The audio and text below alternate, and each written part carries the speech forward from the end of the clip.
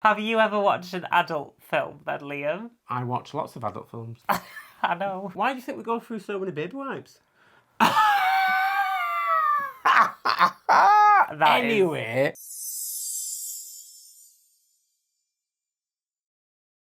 Hi guys and welcome back to the channel. My name is Alexis Blake. And I'm Liam Blake. And this is episode 22 of The Blake Debate. Woo! Our podcast. So what are we talking about today, babe?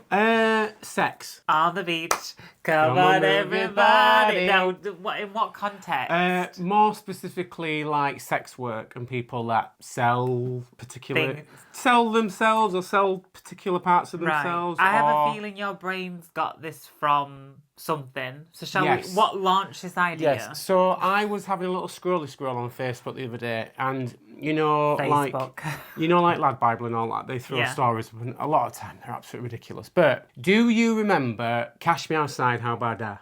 Cash Me Outside, how about that? Yeah, she was on Dr. Phil, wasn't she? She was, yeah. Well, now she's like a multi-millionaire. From Cash Me Outside? Yeah. She's from that phrase? Minted. No, not, well, I suppose in a way that kind of catapulted it because it was like meme status, wasn't it? Yeah, no, but how do you get a millionaire from one meme? Today's podcast is sponsored by FlexiSpot and their B12 Pro multifunctional adjustable ergonomic chair. The BS12 Pro is wrapped using Korean Wintex mesh, which is made from 100% polyester, allowing fantastic breathability in the summer and helps prevent it from feeling cold in those winter months. The BS12 Pro includes a 3-button easy adjustment system. The first button here allows you to adjust the height of the seat. The button at the back allows you to adjust the depth of the seat, and to change from work mode to relax mode, the middle button allows you to tilt back and lock in at this angle. Both the 3D adjustable armrests can be moved in all directions, which helps to support your elbows regardless of the seating position chosen. The BS12 Pro also has an adjustable 2D headrest, which helps reduce neck, shoulder and back pain, and combined with the dynamic back support system helps fine-tune your seating position.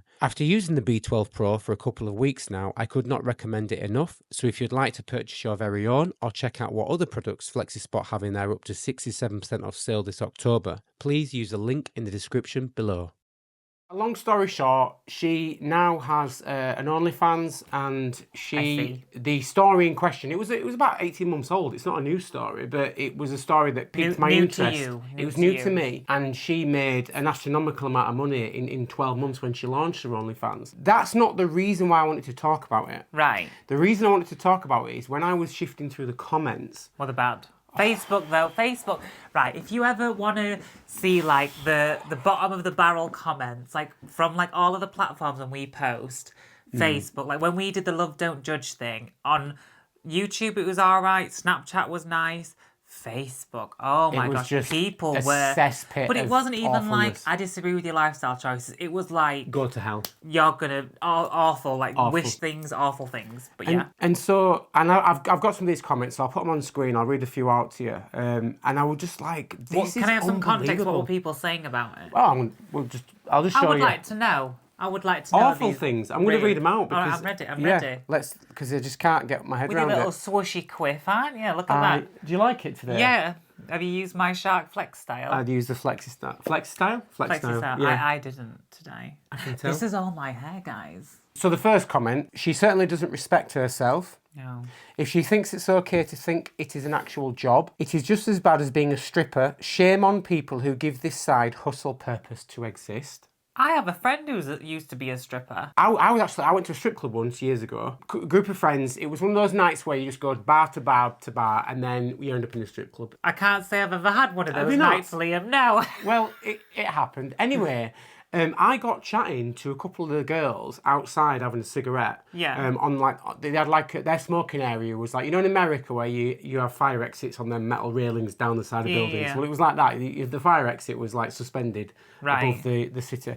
And I'm having a cigarette with these two girls. I just got talking and really interested in how they became strippers. The money is really good. Well, the money, they explained it to me. So one of them was paying for her own university course. Yeah. So she was she was doing Self-funded, law or yeah. something. She was like a law degree. You wouldn't think, would you? Stripper is a law student. It's crazy. Do you know how hard it is as well? I did that one class the other week, and oh my gosh, On the so pole hard, dancing class. so difficult. I were honestly, I was mesmerised. But she went into the ins and outs of like, on a good night, lots of money. Yeah. But on a bad night, she could leave in a deficit. Oh really? Because in the strip clubs, not all strip clubs, I don't know, I can't speak for all of them, but this particular one, they had a floor fee to pay. So these girls had a floor fee, so they paid a flat fee every night, and they paid it whether they got business or didn't get business. And they also had set dances, so they'd have 3 songs each, and when that song came on, they had to get on the main pole where everyone could view. There were private dancers and private stuff like that. But if they missed their cue, they'd be fined.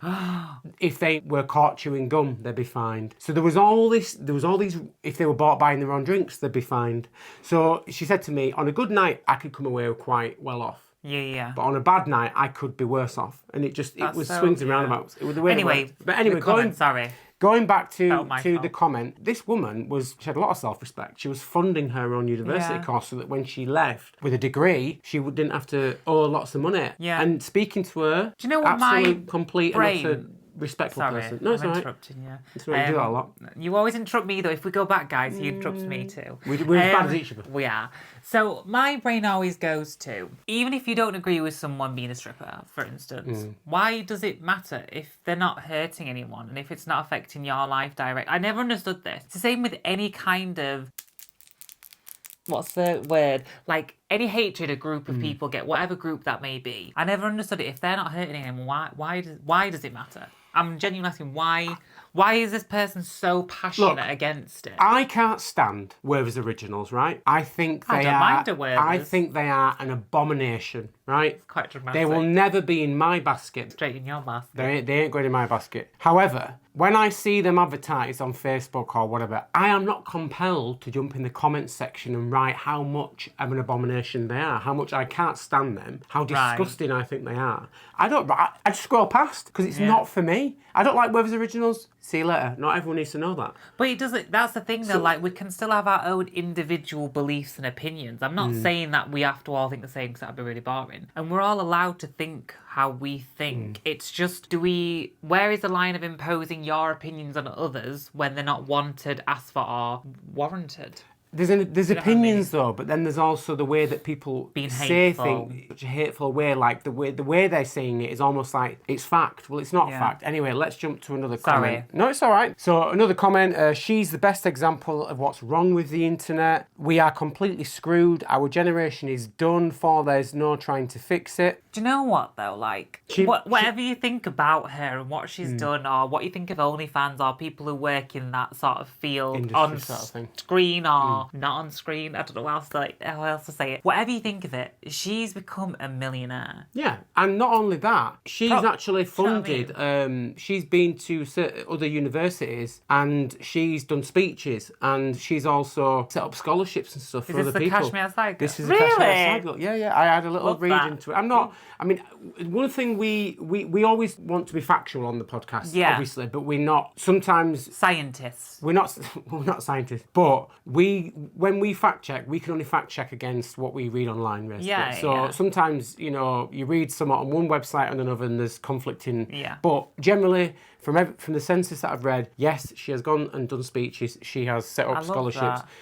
She's made more money than I ever will in my life. Comment below if you have any interesting news about her. But I think that's cool that she's putting something back into the world. Yeah. That's more than a lot of people. It's more than probably these people who've commented. And I haven't seen her OnlyFans myself. I did try to, because sometimes, even though it's behind the paywall, people leak stuff, don't they? Yeah. But from what I gather online, looking at it, what she puts on OnlyFans isn't exactly like. But even if it was. No, absolutely. That whole industry is very dark, and there's a lot of issues within the industry itself. But if she's just, I don't know, like, there's two sides you could look at it, really. Well, there is, and I'm going to jump into another comment, a couple of comments that are actually in support of. All right, okay, I'm ready. Before I do that, though, what I wanted to mention is a lot of these, I'm not going to put the people who wrote these comments on our podcast, but a lot of these comments are from men, right? Now, shock. The thing is, what makes me laugh is men will say things like this, but you look at their history, their internet history, I'm sorry. Like, Have you ever watched an adult movie, Alexis? I don't know what you're talking about, Liam. I don't know what the question is. Yeah, you do. So, remember that movie we watched together? That plumber, that woman, she had like a leaky faucet and that plumber turned up. That wasn't me. Have you ever watched an adult film then, Liam? I watch lots of adult films. I know. What do you mean you know? No, you don't know. Yes, I do. Oh, I know you better than you know yourself. Why do you think we go through so many baby wipes? Anyway, awful. A lot of these comments are from men, right? Yeah. And this comment here is kind of what I wanted to kind of say, but they say it in a better way than I wanted to say it. So it's funny that men love sex workers until they become more successful than them, demand the service but disrespects the ones giving them it. And that's the thing, like, I know so many people that like to, you know, watch adult movies. Like, and having lots of male friends, it's stuff that we talk about as, you know, boys be boys, lads, lads, lads. We talk about this kind of stuff, and it's completely normal to us. But then to see these people writing these horrible comments, it's like, it just seems really hypocritical, because I guarantee their internet history, it's not going to be squeaky clean. And that's okay, like, it's totally normal and absolutely fine. Fair. But don't try bring someone down for taking advantage of the market. Of the situation that they're in. Yeah. Do you know what I mean? Like, if I could make millions from doing that. What else do you talk about with all your boyfriends? My boyfriends? No, your boyfriends. Your male friends. My boyfriends. Do you know, I don't want to... Okay, that's fine. Okay. Gaming, we have a little... We are so we talk about our now. partners. We're so different We have a good moan about our partners. About what? Yeah, me and Nathan, we have a right good What are you moaning about? Well, just, you know, this and that. This and that what? Just, look, we are as human beings, we are perfectly imperfect, aren't we? What have I done? Why are you moaning about I'm not saying you've done anything. I'm not saying you've done anything. Oh, sometimes I could just... I think it's very interesting that, like you say, they're happy to pay for it online. They're happy to reap the benefits. But when maybe it's something to do with like a successful thing, maybe they're insecure and they're obviously, I don't know, not jealous, but like it is weird. And I find that like kind of off topic, but the negative comments that we get, 90% are from men, 95% from men, would you say? Yeah. And I always wonder why. I can't remember last time I saw a negative comment from a female, from a woman or anything. I wonder, like sometimes I get challenged by women, but that's more like challenging my opinions and having a conversation. But the nasty, hateful comments, the pure, just vile comments are men. And I just think that's so interesting. I wonder why. Like, they used to bother me. They did used to bother me, but they don't really bother me anymore. One of the nasty emails we once got, it came across very much like, you only care about the money. And I'm like thinking... What money? Like, what money? Like, we're far from being rich or anything like that. God almighty. Like, if I want to buy something, I've got to ask Alexis's permission first. That will always be the case, no matter where we get financially. Can I buy this game, please? Yeah, exactly. Anyway. I love that we're all in it for the money. That's too funny. And then this other comment, which I thought was really interesting. We sell our bodies and our souls to corporations for minimum wage. Good for anyone who can make a living on their own terms. Not even sure why people are upset that someone got to break free from the human slaughterhouse we call a life. Oh my gosh, that's well done. But it's true though, isn't it? Because like, we go to work, you know, people work minimum wage jobs. They're expected to put so much in. They're expected to live and breathe the company and talk about its values and sell, in certain jobs, sell that service or that product to the company and believe in it. And they get a minimum wage, and it's like, in a way, working for yourself. Like, we work for ourselves, as well as we work normal commercial jobs. Big girl and big boy jobs. Yeah, but we also work for ourselves doing all this. And doing this for half the week, it is liberating in a sense. For you? For me, well, for me, yeah, because I do the editing. But working from home 3 days a week, it is liberating for me. I would be really interested to see like a conversation below. Like, what are everyone's, like, this is an open conversation. I just want to know what people think about like online stuff, about doing this sort of stuff online. I'm not sure if comments can get flagged, so maybe be careful how you word things. Well, I've seen people write things in a way. Different letters or use emojis instead of words. Yeah, but like things being online, what's your thoughts on that? Like, OnlyFans, I don't know if you can, if you have to change things around, I don't know how people do it. But just interested to see what I saw a comment the other day where somebody were calling somebody a name, but obviously the name would flag up, so they put a W and then the emoji for an anchor from a ship. I saw that. That's clever. Very clever. Love it. I was like, clever. Love it. So another couple of comments. Well done to her. Self-made millionaire, deserves every penny. Could not agree more. And someone said OnlyFans isn't work. Now, We do the editing. I'm going to say, I think a lot goes and on we behind edit. the scenes It that you does. wouldn't know about, I But would we, imagine. we film this podcast, it's 20 minutes long, 25 minutes, sometimes more in terms of footage. It then might take me 3-4 hours to edit it. We then got More to than create a that. thumbnail. Way more than Well, that. it depends, but on average, you know, from us pressing record for this going on the internet, it can be anything between 8 and 15 hours I worth love how of you're work. comparing our YouTube and socials to her No, own but I'm account. comparing the concept process. of planning Yeah, content, filming content, editing it, There's posting it. emails, talking to... She'll have, like, Promotions. managers, PR people. Like, there'll be a lot more It's not than just click record and make go. money. There'll There's be a lot. more. But, Yeah. but Getting obviously, the right angles. it is you know. frustrating, I guess, when you look at some people who work to the bone for minimum wage, and then some people can do that sort of minimal work for millions. I get the difference there in the comparison, but if she can do it for millions, her life, her choice, isn't it? It is, and I think, like, I can't be a hypocrite and say that's wrong. Yeah. Because, again, you know, my internet history is not squeaky clean. When it comes to people selling themselves or people selling sex or sex being a product, it's been around since the beginning of time, hasn't it? It's like the oldest currency in the world. And I personally, I think as long as you're safe, as long as you're clean with it in a sense that you get checked and you make sure that everything's, you know, as it should be, you're not doing things in a malicious way, I think more power to you. Absolutely more power to you. 100%. I think You go, girl. Oh, bye. Oh, boy. No, but I was just talking about... But yeah. you go. Like, you do you. You go, Glen Coco. You go. You go. What's that from? Mean Girls. It's from Mean Girls. Right, should we go on to the questions Yes. Let's do it. Is my hair deflating? Okay, question number 1. This was a direct message. Right. So, hi, hun. Question for you and Liam. Has any of you ever lost or been ghosted by friends or family directly related to transitioning? Thanks, hun.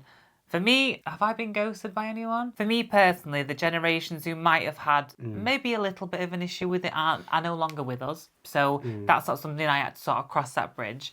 Some people came out of the woodwork. That was interesting. A whole very interesting thing. What do you mean? People from the past? When I came out on social media after 2 years of transitioning privately, people wanted to meet up and catch up, and I just think they wanted to have a good nosy what was going on, really. But what about you? No, because you've had people from the past that you didn't really out. particularly get on with, and suddenly they want to be your best friend. Yeah, but I don't know if that's to do with wanting to know about my transition or this sort of thing as well. I don't know. Probably a combination of the two. What about you? No. Touch wood. I'm very lucky in that sense. I mean, so different parts of my family have adjusted slower than others, but like they are all adjusting. I mean, the only time I ever got any ghosting or rejection in that was when I came out myself as being 13, 14. I came out, and quite a lot of people I were friends with at the time just were awful. Yeah, I think with I would say with my friends, they're very like. I have a very small pool of friends. I don't have like hundreds of friends. No, I can count my friends on one hand. Same. Yeah, 100%. So,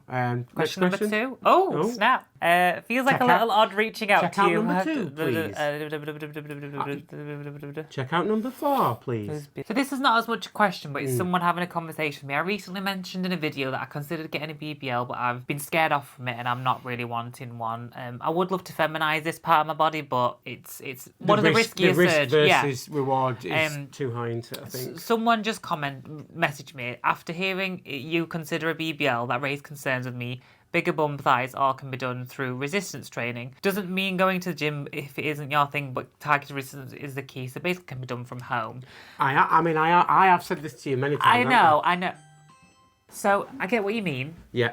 What do I mean? I forgot what I said. So with a BBL, they move the fat from one part to the other. So as you gain and lose weight through life, it would be in more of a feminine place. So I don't have wide hips. So I get what the person means. I could get that look from resistance training, but then that would give me a muscular physique, whereas a BBL gives you more of a softer physique. I think that's a slight difference. And obviously muscle training can only go so far. But thank you for your comment. I do appreciate it. I'd say, why don't you knock it before you try it? No way. That's a thing, No, though. wait, try it before you knock it. That's the thing as well. Don't knock it before I you try have it, never that's it. tried resistance training and building a juicy booty from all that, so I can't really comment that. And I think with me and my surgeries, I always want to just do as minimal as possible, believe it or not. I just want to do what Less is more. I want to do what's necessary to transition in the best way possible for me and pass the most, because that's one of my personal goals. But I don't want to take it to the extreme where I'm looking like a different person or getting unnecessary surgeries or putting myself at unnecessary risk. And That's it BBLs for me. are, I think for me, It's one of the higher risk ones, it'd be It's quite got the a highest stressful mortality thing rate to out go of through. all plastic surgeries. Biggie's here. Goodbye, Biggie. No, so we've been quite a few comments on TikTok and asking how big he is and whether he ended up in the dustbin. He did not end up in the dustbin. She wouldn't dare. Not as far as you're aware, no. What do you mean? Why are you pulling a face? So, right, What have you done? We have a double... No, I've not done anything. I'm just saying... Will you tell me? We have a double bed, and you go to sleep either on him or next to him. Yep, and I cuddle him to sleep. Subsequently in the night, I wake up with him on me, and I'm dripping with sweat because I've got this teddy on my face. So you just put him back and make me cuddle him again? No, I throw him on the floor. What do you mean you throw him on the floor? Anyway, guys, thank you so That's much for awful. watching. I'm sorry, Biggie. We hope you all have a I lovely won't let day. you go on the floor today. Please like and subscribe if you enjoy this kind of content, and hit that notification bell. We're also available to listen to on Spotify, Apple Podcasts, Amazon Music. If you search for The Blake Debate on YouTube or Google, you can watch or listen to us on there. Amazing. And that's everything. And that's it. That's all, folks. Folks. Folks. What's a folk? I said folk. I You said that's all, folks. No, I didn't. Thank you so much. We'll see you in the next one. Bye. Bye.